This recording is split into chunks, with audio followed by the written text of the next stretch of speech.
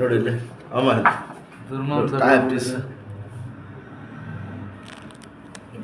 ಹಾಂ ನೋಡಿ ಇಲ್ಲಿ ಬನ್ನಿ ಇಲ್ಲಿ.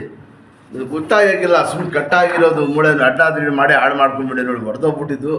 ಈಗ ಅದು ವೆಲ್ಡಿಂಗ್ ಮಾಡೋಂಗೈತೆ ಸ್ವಲ್ಪ ಆಯ್ತು. ಎಲ್ಲಿ ತೋರಿಸಿ, ಇಲ್ಲಿ ನೋಡ್ರಿ, ಇಲ್ಲಿ ಮುಂದೆ ಇಲ್ಲಿ ಬನ್ನಿ ನೋಡಿ ಇಲ್ಲಿ. ಹಿಂಗೆ ಕಡೆ ಕೂತ್ಕೊಳ್ಳಿ, ಕೈ ಎತ್ತಿ, ಕೈ ಎತ್ತಿ. ಹಾಂ ಬಿಡಿರಿ ಕೆರಳೆ ಎತ್ತಿ, ಬಾಯಿ ಕೈ ಹಾಕಿ.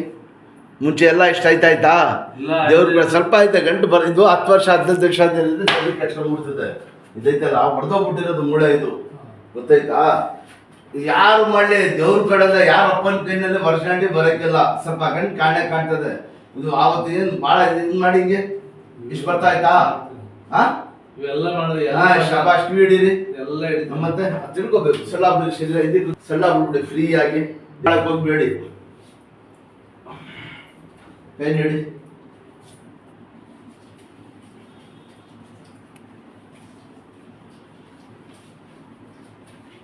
ಇಟ್ಕೊಳ್ಬೇಡಿ.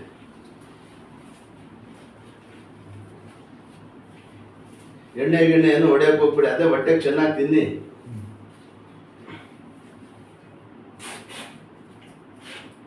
ಎಣ್ಣೆಯಲ್ಲಿ ಶಕ್ತಿ ಆಯ್ತಾ?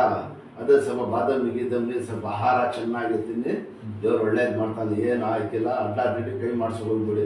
ಮೂಳೆ ಹೊಡೆದೋಗ್ಬಿಟ್ಟಿರೋದು ಹುಡುಕಲ್ಲ ಇದು, ಗೊತ್ತಾವ? ಹುಷಾರಾಗಿ ಎಲ್ಲಿ ಕೂತ್ಕೂತ್ರೆ ಹಿಂಗೆ ಇರ್ಬೇಕು. ಕೈ ಹಿಂಗೆ ಮಾಡಿದ್ರೆ ಕೈ ಸೊಟ್ಟ ಬಂದ್ಬಿಡ್ತದೆ. ಯಾವಾಗಲೂ ಹಿಂಗೆ ಇರಬೇಕು. ಎಲ್ಲಿ ಕೂತ್ಕಿದ್ರೆ ಕೈ ಹಿಂಗೆ ಮಡಿಕೊಂಡಿರ್ಬೇಕು. ಈ ಥರ ಎಲ್ಲಿ ಕೂತ್ಕಿದ್ರೆ ಕೈ ಉರ್ಕೊಂಡು ಕೂತ್ಕೊಳ್ಳಿ. ಅಡ್ಡ ಮಾಡಕ್ಕೆ ಕೂತ್ಕೊಳ್ಳಿ. ಎಕ್ಸ್ರೇ